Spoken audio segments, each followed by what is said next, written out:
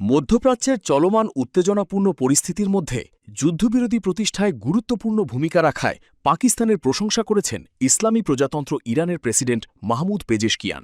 তিনি বলেছেন, তেহরান আন্তর্জাতিক আইনের কাঠামোর মধ্যেই নিজেদের অধিকার রক্ষা এবং আঞ্চলিক শান্তি নিশ্চিত করতে প্রতিশ্রুতিবদ্ধ।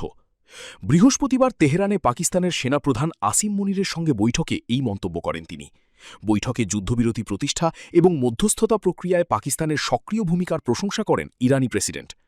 তিনি বিশেষভাবে পাকিস্তানের প্রধানমন্ত্রী শাহবাজ শরীফের নেতৃত্ব এবং ইসলামাবাদের কূটনৈতিক উদ্যোগকে ইতিবাচক হিসেবে উল্লেখ করেন। পাশাপাশি যুক্তরাষ্ট্রের সঙ্গে আলোচনায় অংশ নিতে যাওয়া ইরানি প্রতিনিধি দলের প্রতি পাকিস্তানের আতিথেয়তারও প্রশংসা করেন।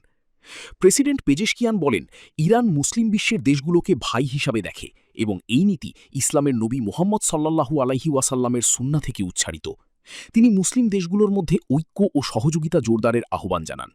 তিনি আরও দাবি করেন, অঞ্চলে যুক্তরাষ্ট্রের সামরিক ঘাঁটিগুলোকে লক্ষ্য করে ইরানের সাম্প্রতিক পদক্ষেপগুলো ছিল আত্মরক্ষামূলক। একই সঙ্গে তিনি অভিযোগ করেন, আঞ্চলিক অস্থিতিশীলতার পেছনে ইসরায়েলি শাসক গোষ্ঠীর ভূমিকা রয়েছে, যারা মুসলিম দেশগুলোর মধ্যে বিভেদ সৃষ্টি করতে চায়। পেজেশকিয়ান জোর দিয়ে বলেন, মুসলিম উম্মার ঐক্যই এই ধরনের ষড়যন্ত্র মোকাবিলার সবচেয়ে কার্যকর উপায়।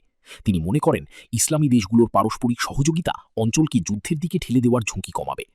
তিনি আরও বলেন, ইরান কোনোভাবেই অঞ্চলে অস্থিতিশীলতা চায় না, বরং প্রতিবেশী দেশগুলোর সঙ্গে বন্ধুত্বপূর্ণ সম্পর্ক জোরদার করতেই কাজ করছে।